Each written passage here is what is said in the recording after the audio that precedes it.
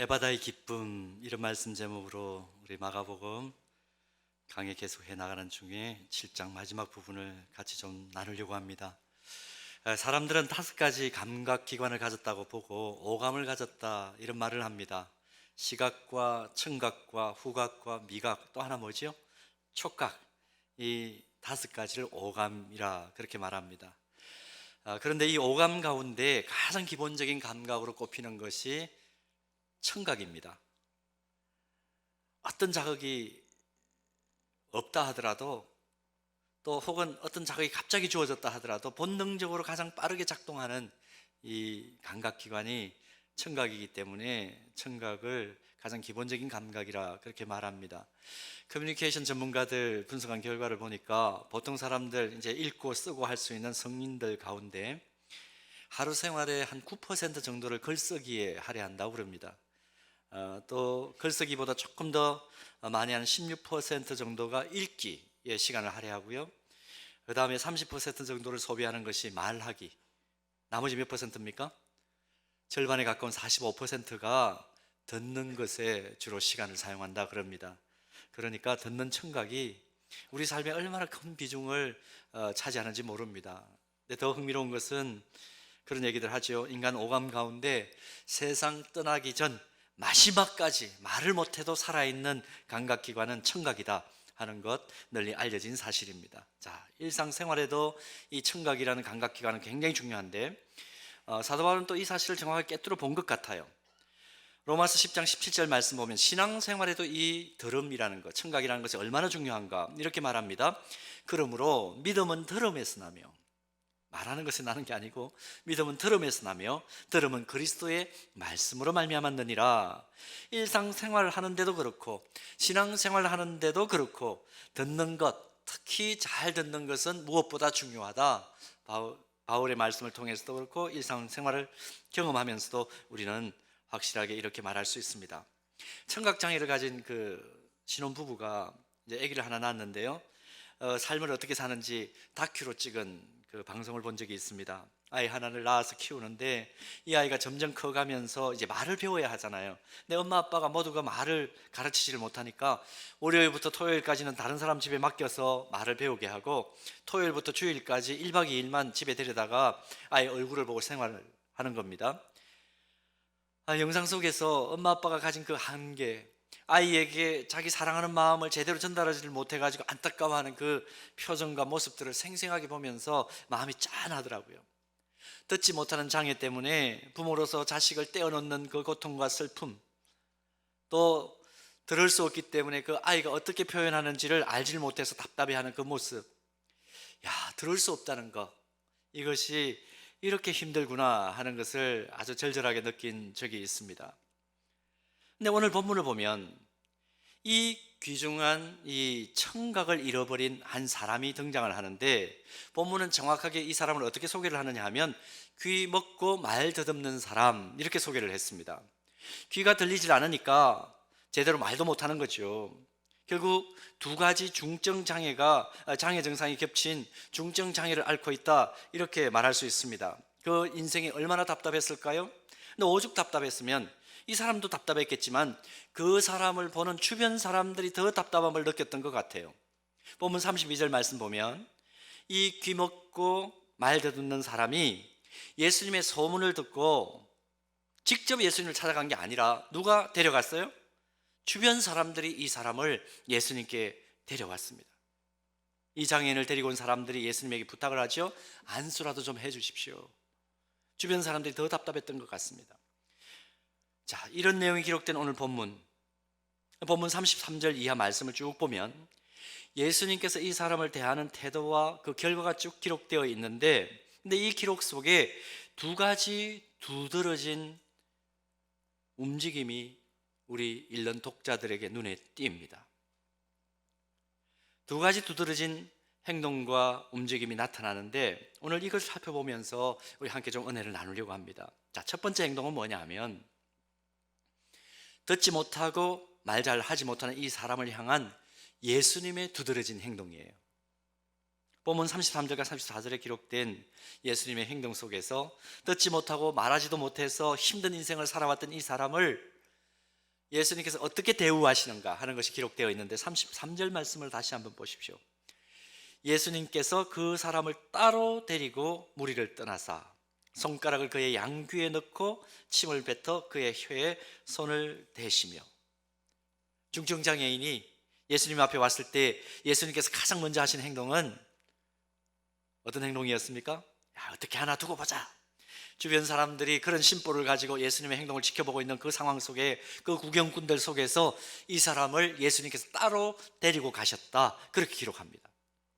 원어 성경을 보면 따로 데리고라는 이 동사가, 헬라어 동사가 아포람바노란 동사인데, 이 동사가 동일하게 씌워진 복음서의 다른 부분을 좀 우리가 이 뜻을 이해하기 위해서 좀 볼 필요가 있습니다. 누가복음 15장 27절 말씀을 보면, 누가복음 15장에 무슨 사건이 기록되어 있느냐 하면, 무슨 내용이 기록되어 있느냐 하면, 예수님의 비유 속에 탕자의 비유가 나옵니다. 이 탕자가 아버지의 집으로 다시 돌아왔을 때 누가복음 15장 27절 말씀을 보면, 두 팔을 벌려가지고 아버지가 그 아들을 환대하죠. 그 환대한다, 다시 받아들인다, 그 행동을 기록할 때 사용된 동사가 뭐냐 하면 아포람바노예요. 그러니까 이 사람을 따로 데리고 가신 예수님의 이 행동은 단순히 많은 사람들의 그 속에서 그냥 분리시킨 정도가 아니고, 지켜보는 구경꾼들 그 눈에 좀 띄지 않도록 외진 곳으로 그냥 데리고 갔다, 그 정도의 수준이 아니고, 그 단순한 행동이 아니고, 그 사람의 당황스럽고 혼돈스럽고, 얼마나 주변에 지켜보는 사람들이 많다는 걸 인식을 했으니까 얼마나 힘들었겠습니까? 눈은 열려 있으니까 이 사람을 최대한 배려해가지고 조용한 곳으로, 서로 의사소통이 가능한 곳으로 인도해 가셨다, 그렇게 이해를 하는 것이 아마 이 말씀에 기록된 아포람바노를 제대로 해석하는 의미일 것입니다. 여러분, 이 행동 속에서, 예수님의 이 행동 속에서 무엇을 우리가 봅니까? 세상 속으로 따돌림 받고 다른 사람들과 의사소통도 없이 자기 세계만 갇혀 있던 이 불쌍한 영혼을 따뜻하게 환대하시는 예수님, 감싸 안으시는 예수님, 긍휼로 대하시는 그 예수님의 마음과 태도를 우리가 여기서 확인할 수 있는 거죠. 그리고 예수님은 아주 흥미로운 방법으로 이 연약함과 아픔을 치유하기를 시작합니다. 먼저 손가락을 양귀에 넣으셨다 그랬습니다. 그 다음에는 침을 뱉어서 그의 혀에 손을 대셨다. 여러분 머릿속에 이 장면을 그려보면, 아니 코로나19 상황 속에 이건 좀 위험한데, 그런 생각도 좀 들긴 합니다. 근데 예수님께서 손바닥에 침을 탁 뱉어가지고 그리고 그 사람의 혀에 갑자기 손을 댄 게 아니고, 사실 이 구절은 어떻게 번역해야 자연스러우냐 하면, 다른 번역 성경은 이렇게 번역을 했습니다. 침을 묻혀 그의 혀에 손을 대시며, 그렇게 번역하는 것이 옳다 생각을 하고 다른 번역 성경들은 그렇게 번역을 해놓았습니다. 그게 자연스럽죠. 예수님께서 구경꾼들이 몰려있는 그 혼잡한 상황 속에서 긍휼과 따뜻한 표정과 태도로 그를 조용한 것으로 이끌어 가시고, 양손가락으로 그 귀에 손가락을 넣으신 이후에 직접 그 혀에 손을 대실 때 이 사람 뭘 느꼈을까요? 어떤 생각이 그 마음속에 왔다 갔다 했을까요? 야, 지금 이분이 예수님이신데 소문을 많이 들었을 거 아니에요. 이미 5천 명을 먹이신 사건이 온 동네에 소문이 다 났습니다. 또 여러 환자들을 고친 거 다 듣고 있었습니다. 하여튼 다 알고 있는 상황이에요. 근데 예수님의 그 손가락이 자기 귀로 들어오고 또 침을 묻힌 따뜻한 그 주님의 손이 혀에 닿는 순간 아마 이렇게 생각했을 거예요. 아, 들리지 않던 내 귀에도 뭔가 놀라운 일이 일어날 모양이다. 그만큼 그동안 별 쓸모없이 내 혀가 자리 잡고 있었는데 여기에도 무슨 일인가 생기겠구나. 이분의 배려와 친절과 사랑의 행동 속에 지금까지 내가 한 번도 경험해 보지 못했던 새로운 일이 생기겠구나, 기대감으로 마음이 벅차지 않았을까 싶습니다. 일생 동안 한 번도 경험하지 못했던 뜨거운 어떤 감격이 온 마음을 채우고 그 영혼을 사로잡지 않았을까 짐작할 수 있습니다. 자, 본문 34절 그 다음에 봅니다. 여기에 보면 이런 독특한 치유 방법과 함께 예수님의 말씀이 이어지죠. 뭐라고 말씀합니까? 하늘을 우러러 탄식하시며 그에게 이르시되 에바다, 그렇게 말씀합니다. 아람어 확 열리라, 그런 뜻을 가지고 있습니다. 예수님께서 이렇게 선언하셨을 때 즉시로 그의 귀가 열리고 혀가 맺힌 것이 풀려서 말이 분명하여졌다. 기적이 일어납니다. 여러분, 오늘 본문에 기록된 예수님의 이 행동을 보면서 우리는 예수님이 분명히 어떤 분이신가를 이 말씀을 통해서 명확하게 깨닫고 교훈받을 필요가 있습니다. 자, 예수님이 어떤 분이십니까? 우리 예수님은 한 영혼을 불쌍히 여기시고 그 아픔에 공감하시는 예수님이시다. 오늘 이 사실을 본문을 통해서 깨닫습니다. 우리가 부르는 찬송 가운데 찬송가 96장, 아무도 안 찾으시는군요. 찬송가 제목이 뭐냐 하면 예수님은 누구신가 하는 찬송가 제목이에요. 예수님은 누구신가? 1절 가사 볼까요? 예수님은 누구신가? 우는 자의 위로와 없는 자의 풍성이며 천한 자의 높음과 잡힌 자의 노임되고 우리 기쁨 되시네. 2절 예수님은 누구신가? 약한 자의 강함과 눈먼 자의 빛이시며 병든 자의 고침과 죽은 자의 부활되고 우리 생명 되시네. 저는 이 2절 가사가 그렇게 한 주간 은혜가 됐습니다. 지금 제가 오른쪽 눈이 좀 부어가지고 눈물이 계속해서 나는데요, 이 찬송 계속해서 2절 아침에도 이 말씀을 다시 보면서 이제 준비를 해야 되니까 눈먼 자의 빛이시면, 제가 눈이 지금 완전히 뭐 안 보이는 건 아니지만 이게 예수님은 누구신가, 이 찬양을 하면서 힘을 얻었어요. 여러분, 예수님이 누구십니까? 오늘 본문에 등장하는 들리지 않고 말 듣없는 장애를 가진 사람에게는 누구겠어요? 예수님 누구겠어요? 이 찬송을 토대로 보면 찬송 2절 가사가 그의 고백이었을 것 같아요. 반주하지 않으셔도 됩니다. 2절 한번 찬양해 볼까요? 예수님은 누구신가? 약한 자의 강함과 눈먼 자의 빛이시며 눈먼 자의 빛이시 병든 자의 고침과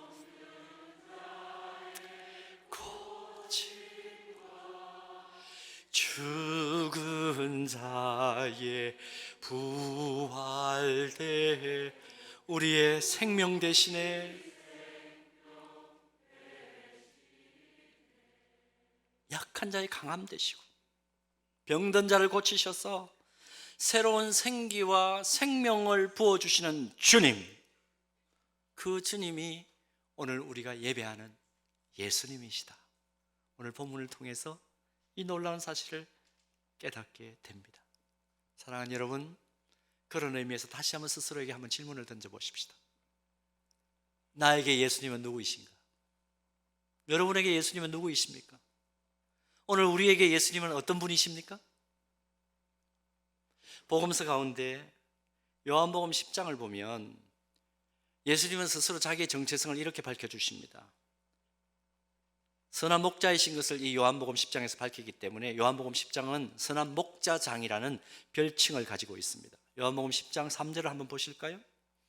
문지기는 그를 위하여 문을 열고 양은 그의 음성을 듣나니 그가 자기 양의 이름을 각각 불러 인도하여 내시느니라.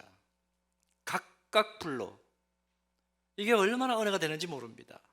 목자 되신 우리 주님이 양의 이름을 각각 불러 다 아신다는 얘기죠. 다 아신다는, 그냥 뭉뚱그려서 도매금으로 확 넘겨버리지 않으시고 양의 이름을 각각 불러 인도해 낸다. 물론 우리의 문화하고는 조금 이해가 되질 않습니다. 우리는 사람에게만 이름을 붙이고 또 동물 중에도 이름을 붙이기는 하지만 지능지수가 좀 뛰어난 반려동물들, 개나 고양이와 같은 그런 동물들에게만 그 이름을 붙이는데, 이 팔레스틴 땅에는 양들에게도 이름을 붙여줍니다. 양은 자기들의 가족이기 때문에. 그래서 목자들이 양들에게도 한 마리 한 마리 이름을 부릅니다.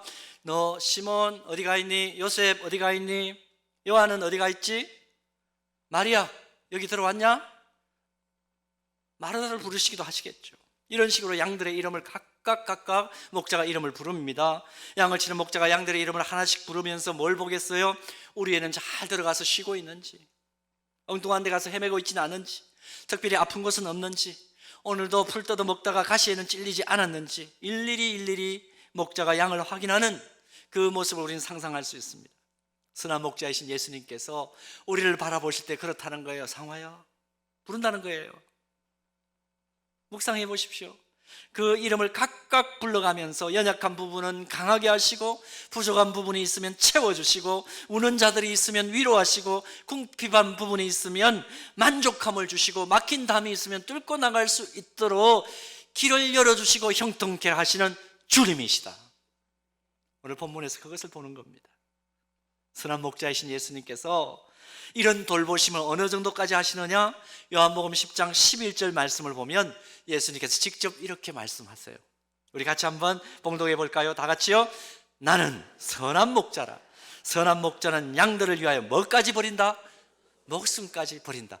여러분, 지금 우리가 예배하는 예수님은 이런 분이세요. 그런데 왜 좌절합니까? 왜 넘어져서 나는 소망이 없다고 얘기합니까? 그것은 예수님을 배반하는 거예요. 믿는다고 하면서도 거짓말하는 거예요. 금요일날 불금 50대 제가 그런 말씀 드렸습니다. 믿음은 추상명사이지만, 사전에는 추상명사이지만 믿음은 동사다, 그런 표현을 했습니다. 믿음의 실제적인 품사는 동사다. 자, 여러분, 믿음을 가졌다. 어떤 의미일까요? 믿음을 가졌다, 그리스도를 향한 믿음을 가졌다. 어떤 의미일까요? 그리스도의 품에 푹 안기는 게, 그게 믿음이에요. 그리스도의 그 못 박힌 손을 붙잡는 것이 믿음이에요. 붙잡는 것 행동이잖아요. 동사이잖아요. 예수님께서 나는 선한 목자라 말씀하시면서 내가 너를 책임진다고 그 말씀하시는 것에 대해서 실제적으로 내 삶을 거는 행동이, 그 움직임이 믿음이에요. 한 영혼 그 영혼의 개인적인 필요를 아시고, 마치 세상에 사랑할 대상이 나 하나밖에 없는 것처럼 집중적인 관심을 보이시면서 꼭 해결을 해야 될 문제를 해결해 주시는 그 예수님의 모습. 저는 한 주간 이 말씀 여러분들과 나누기 위해서 계속해서 묵상하고 머릿속에 여러 장면을 그려내면서 얼마나 마음이 뜨거웠는지 모릅니다. 찬송가 96장과 함께 또 부른 찬양이 있어요. 주만 바라볼지라, 주만 바라볼지라. 하나님의 사랑을 사모하는 자, 하나님의 선하심을 바라보는 자, 나의 모든 것 창조하신 우리 주님이 나를 얼마나 사랑하시는지 그 고백을 하는데 어떻게 가슴이 뜨거워지지 않을 수가 있습니까? 오늘 우리 말씀 마치고 축도하기 전에 우리 찬양 하나님 앞에 올려드리면서 주님의 사랑을 다시 한번 재확인하는 시간 되었으면 좋겠습니다. 아무리 작고 연약한 영혼이라도, 세상에는 불쌍한 그런 어떤 상황 속에 처해 있다 하더라도 그 영혼을 위하여 죽기까지 자기를 버리시고 사랑하는 주님의 이 행동하심, 이 움직이심, 우리는 이것 때문에 다시 일어설 수 있고 다시 소망을 가질 수 있고, 넘어져도 십자가를 향하여 넘어지면서 주님하고 부르짖는 인생이 되는 것입니다. 오늘 말씀을 통해서 이 은혜가 다시 한번 우리에게 새롭게 되기를 주님의 이름으로 간절히 축복합니다. 자, 그런가 하면 또 하나, 오늘 본문에서 두드러지게 나타난 또 하나의 행동을 보이는 행동 하나 또 있습니다. 기먹고 말 못하던 사람, 그리고 그를 데려온 사람들, 그들의 행동입니다. 예수님 때문에 들을 수 있게 되고 혐에 친 것이 풀려서 분명하게 말하는 기쁨과 감동을 경험한, 이 기적을 경험한 사람과 그를 데려온 사람들의 행동, 보면 36절과 37절 말씀 보십시오. 먼저 36절만 보겠습니다. 예수께서 그들에게 경고하사 아무에게도 이르지 말라 하시되 경고하실수록 그들이 더욱 널리 전파하니. 어떤 행동을 보입니까? 예수님께서 기적을 일으키신 뒤에, 그 기적을 경험한 뒤에 이 사람 입장에서는 기적을 경험한 거죠. 예수님 가만히 보시니까 이거 불필요한 소모전이 일어나겠다, 많은 사람들이 너무 많이 몰리면 안 되겠다, 그런 생각을 하셨던 것 같아요. 소문 내지 말라고 경고하시죠. 그런데 기적을 경험한 이 사람을 비롯해서 그 치유의 현장에 있었던 사람들이 자신들이 본 것을 전하지 않으면 안 되겠다, 그런 결심을 합니다. 일생일대에 단 한 번도 경험하지 못했던 그 기적을 경험한 뒤에, 또 한 번도 보지 못했던 그 기적을 본 뒤에 할 수 있는 한 널리 그들의 놀라운 경험을 전하는 행동을 하기를 시작합니다. 한마디로 그리스도의 홍보대사가 되고 스스로 복음의 증인과 전도지가 되기로 결단을 한 것입니다. 이 사람들이 증인이 되어가지고 한 말이 본문 37절에 이렇게 기록되어 있습니다. 사람들이 심히 놀라 이르되 그가 모든 것을 잘하였도다. 못 듣는 사람도 듣게 하고 말 못하는 사람도 말하게 한다 하니라. 있는 사실 그대로를 전하는 거죠. 본대로 경험한 대로 말하는 것입니다. 이 증언 때문에 예수님을 만나고 싶고 보고 싶은 사람들이 자꾸만 모여드는 상황이 발생했습니다. 그래서 오늘 본문 뒤에 나오는 마가복음 8장 시작 부분을 보면 뭐라고 시작됩니까? 그 무렵에 그랬습니다. 그 무렵에 예수님께서 이거 시간을 내가 너무 많이 소모할 것 같다, 너희들 나가서 소문내지 말아라 경고하셨는데도 불구하고 이 사람들이 자기에게 그 체험된 기적과 그 기적으로 인한 기쁨과 놀라운 사실, 놀라운 감격이 너무너무 커서 억제할 수가 없어가지고 그냥 전하게 됐습니다. 그 무렵에, 증인들이 본 대로 경험한 대로 말하는 그 무렵에 어떤 일이 벌어졌는가? 8장을 쭉 읽어보십시오. 큰 무리, 적어도 4,000명이나 모여가지고 떡 7개와 생선 2마리로 모두가 배불리 먹고 떡이 7광주리가 남는 기적의 축제를 또 한 번 경험합니다. 여러분, 억누를 수 없는 기쁨을 경험한 사람은요, 그 경험을 말할 수밖에 없어요. 옛날에 그런 얘기 있잖아요. 미국 서부 개척 시대 때 한 사람이 어찌어찌 하다가 금광을 발견했습니다. 금맥을 발견한 거죠. 금맥을 발견하고, 근데 혼자 힘으로 할 수가 없으니까 기계를 가져와야 되겠다, 그리고 잘 이렇게 표시를 해놓고 동네를 내려왔어요. 내려오는데 어땠을까요? 너무 기쁘잖아요. 이젠 자기는 벼락 부자가 됐습니다.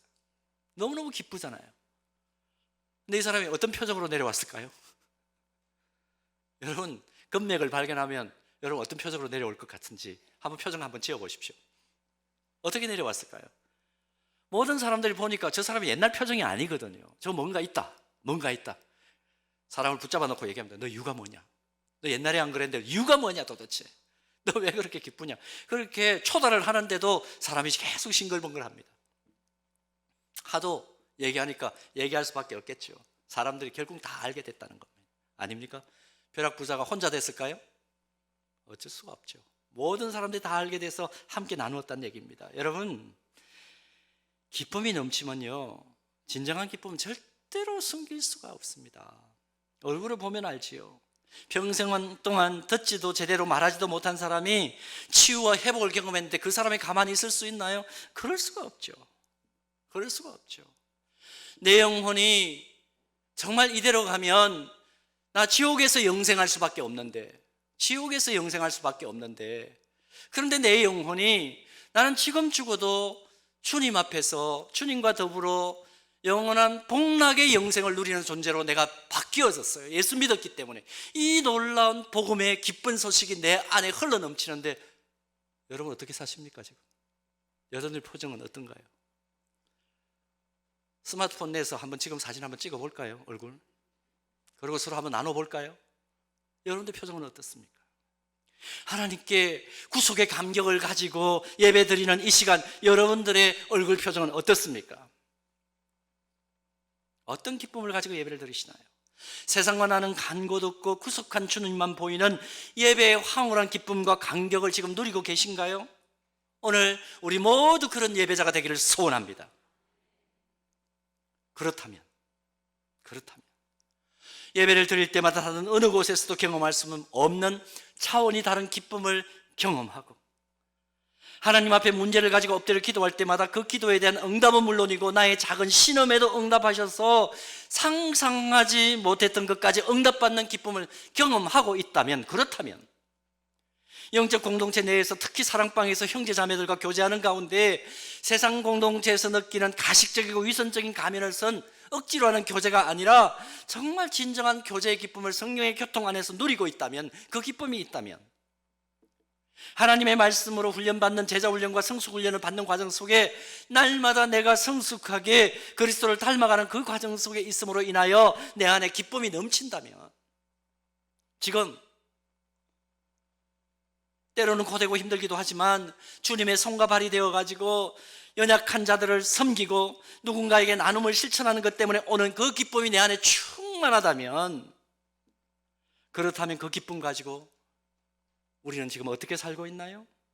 내가 가진 이 기쁨 누군가에게 전달해 주지 않으면 안 되겠다.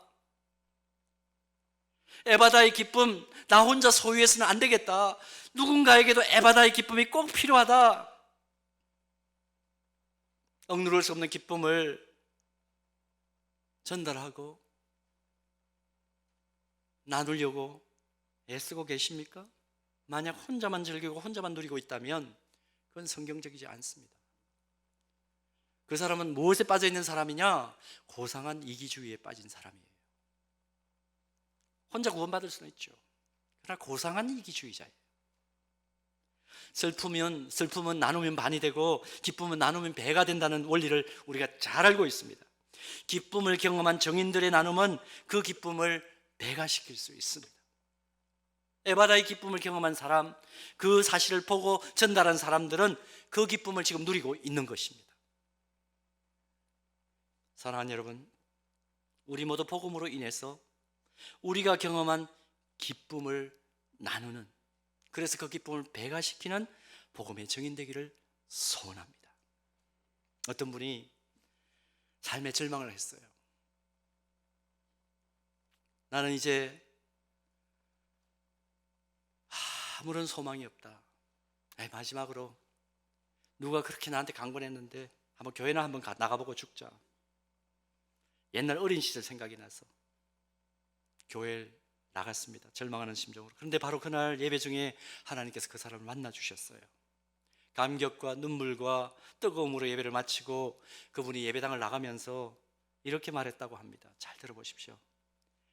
예수 믿는 사람들, 에이 나쁜 사람들, 그 좋은 예수를 자기 혼자만 믿고 전하지도 않고, 에이 나쁜 사람들. 어느 시대를 막론하고 하나님을 제대로 경험한 사람들은 한결같은 목소리로 동일하게 외치는 외침이 있습니다. 여기 기쁨이 있습니다. 예수님 안에 기쁨이 있습니다. 내가 만난 예수님, 당신도 꼭 만나기를 원합니다. 이것이 모든 믿음의 선진들이 한 외침이었어요. 여러분, 제가 아주 독특한 자료를 하나 봤는데요. 아펜젤러 선교사님, 언더우드 선교사님이 재물포항으로 들어와가지고 궁궐에 있는 광화문 쪽으로 움직여 갔잖아요. 근데 어느 길을 통해서 갔는지 그걸 새로운 내비게이션 지도로 만든 게 있더라고요. 옛날 지도 말고 요즘 내비게이션을 이렇게 해가지고 가는 루트를 만든 게 있더라고요. 근데 그 자료를 딱 보니까 어디로 갔는지 아세요? 재물포항에서 쭉쭉쭉쭉 와가지고 여의도를 거쳐가지고 그 다음에 간 곳이 어딜까요? 여의도를 거쳐서 무슨 구를 거쳐서 갔을까요? 은평구를 거쳐서 갔을까요? 강남구를 거쳐서 갔을까요? 어느 구를 거쳐서 갔을까요? 대답은 잘하시네요. 여러분, 그곳에 서현교회가 있습니다. 그곳에 서현교회가 있습니다. 이 교회가 왜 여기에 서 있는지를 기억해 보십시오. 그래서 제가 그걸 보면서 오늘 말씀 나누면서 이런 제안을 우리 성도님들께 나눠야 되겠다.